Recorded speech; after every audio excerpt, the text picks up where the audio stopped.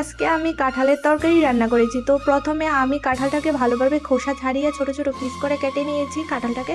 তারপরে আমি কাঁঠালটাকে সেদ্ধ করে নামিয়ে নিয়েছি। তারপরে আলুগুলোকে আমি নুন হলুদ দিয়ে ভেজে তুলে নিয়েছি। তারপরে পেঁয়াজগুলিও সেমভাবে নুন হলুদ দিয়ে ভেজে তুলে নিয়েছি। তারপরে আমি কাঁঠালগুলোকেও একটু ভেজে তুলে নেব। তারপরে আমি এটা একটু ঢাকনা দিয়ে দেবো। তারপরে একটু লাল লাল হয়ে গেলে আমি কাঁঠালটা নামিয়ে নেব।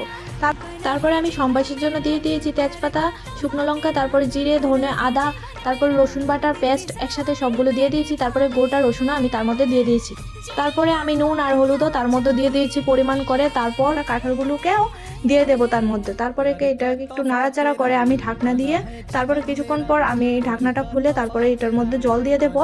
তারপরে আমার ভেজে রাখা পেঁয়াজ আর আলুগুলোকেও দিয়ে দিলাম। তারপরে এটা একটু ফুটে গেলে আমি তার মধ্যে গরম মশলা দিয়ে এটাকে নামিয়ে নেব। তো তারপর কাঁঠালের তরকারিও রেডি।